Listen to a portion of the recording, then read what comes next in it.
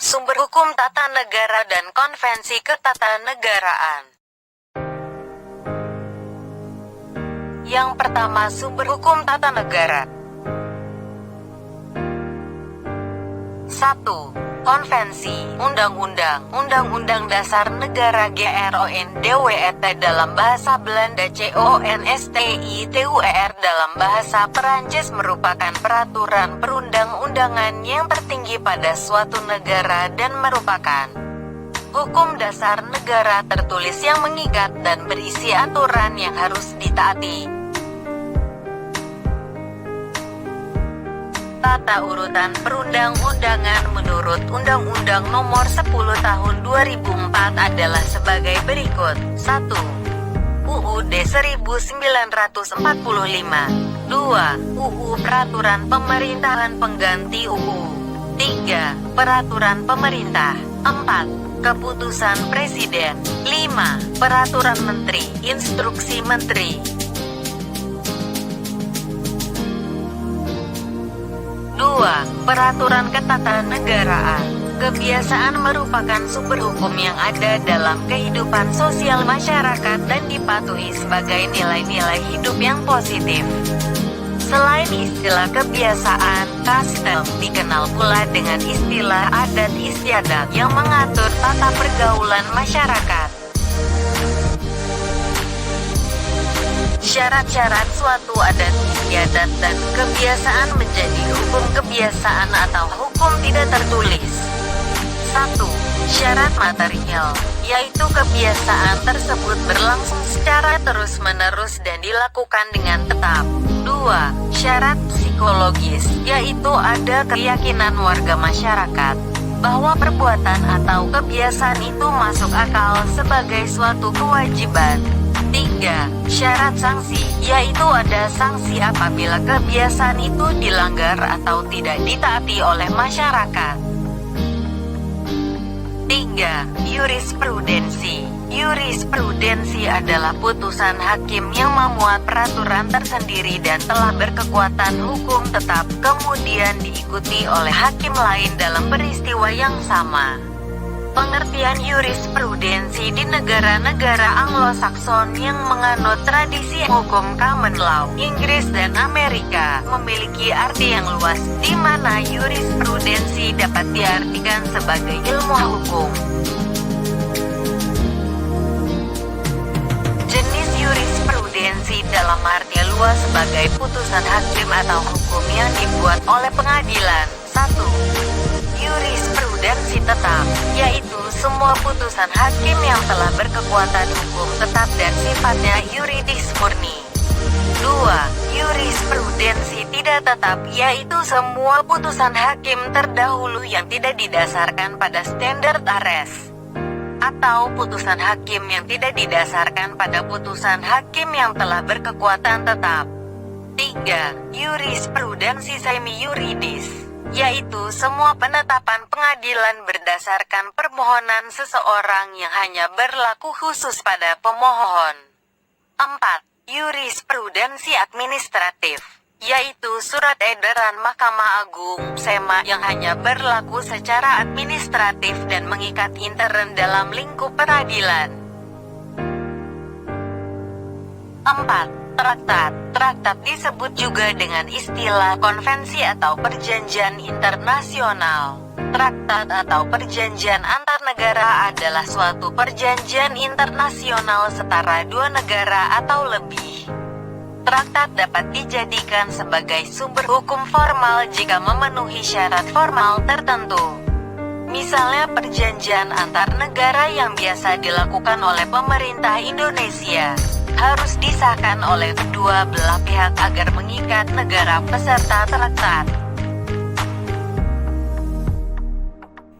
Dilihat berdasarkan jumlah negara yang melakukan perjanjian, traktat terdiri dari 1. Traktat bilateral, yakni bila traktat dilakukan oleh dua negara.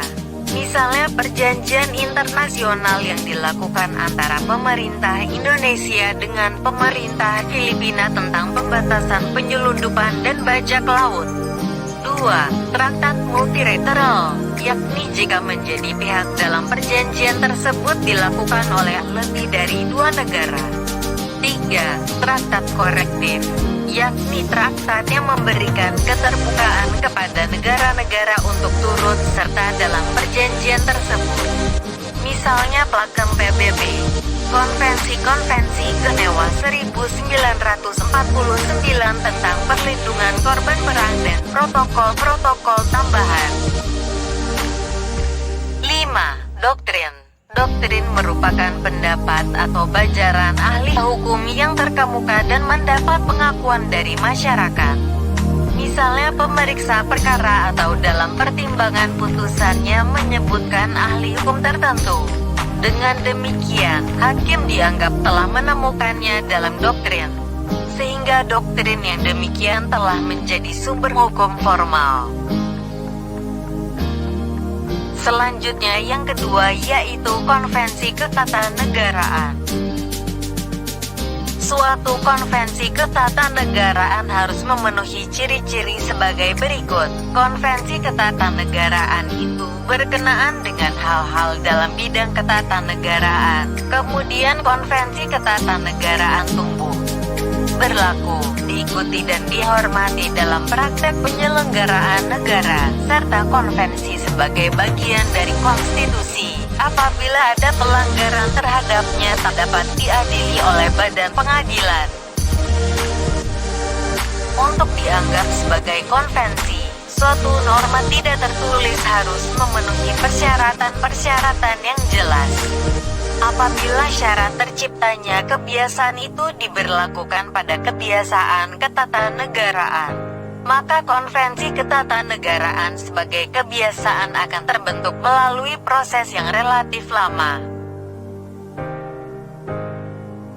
Sebagai kebiasaan, konvensi ketatanegaraan harus memenuhi beberapa persyaratan antara lain, 1.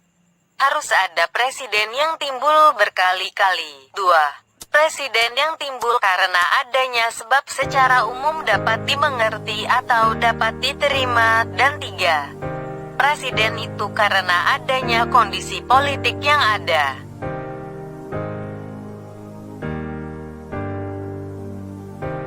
Sebelum dan sesudah era reformasi terdapat beberapa konvensi ketatanegaraan di Indonesia yang dapat diinventarisasi yaitu 1. Upacara bendera setiap tanggal 17 Agustus 2. Pidato Presiden tanggal 16 Agustus 3. Pemilihan menteri dan jabatan tertentu oleh Presiden. 4.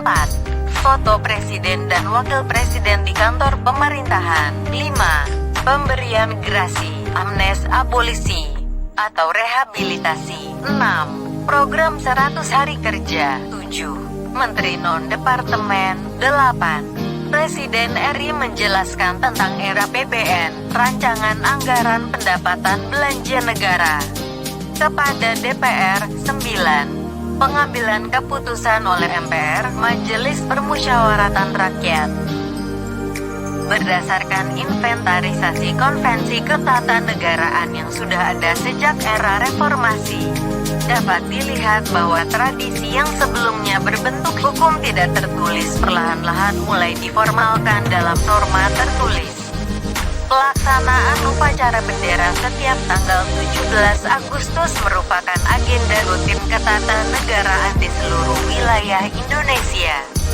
Pada awalnya tradisi ini dilandasi oleh konvensi atau kebiasaan ketatanegaraan di seluruh Indonesia. Namun, sejalan dengan waktu, tradisi ini diformalkan dalam sejumlah peraturan perundang-undangan. Formalisasi itu dimulai dari munculnya pasal terkait kewajiban pengibaran bendera merah putih dalam pasal 7 ayat 3 Undang-Undang Nomor 24 Tahun 2009. Undang-undang yang mengatur terkait upacara kemerdekaan, yaitu pasal 16 Undang-Undang Nomor 9 Tahun 2010 tentang keprotokolan yang berbunyi, upacara bendera hanya dapat dilaksanakan untuk acara kenegaraan atau acara resmi. 1. Hari ulang tahun Proklamasi Kemerdekaan Republik Indonesia. 2. Hari Besar Nasional. 3. Hari ulang tahun lahirnya lembaga negara. 4. Hari ulang tahun lahirnya instansi pemerintah. Dan 5. Hari ulang tahun lahirnya provinsi dan kabupaten atau kota. Sebagai salah satu sumber hukum yang mempunyai karakteristik tidak tertulis, konvensi yang sudah diformalkan dalam bentuk peraturan perundang-undangan secara otomatis tidak termasuk dalam konvensi ketatanegaraan. Padahal sebagai salah satu sumber hukum, konvensi merupakan tradisi ketatanegaraan yang sudah ada dan disepakati bersama sehingga tidak perlu lagi dinormakan dalam peraturan perundang-undangan. Kondisi ini bisa menciptakan perspektif bahwa hukum tidak akan berlaku kalau tidak ada norma tertulis yang mengaturnya. Dan secara tidak langsung serta perlahan demi perlahan akan menegasikan konvensi sebagai salah satu sumber hukum bangsa Indonesia. Terima kasih telah menyimak materi tentang sumber hukum tata negara dan konvensi ketatanegaraan.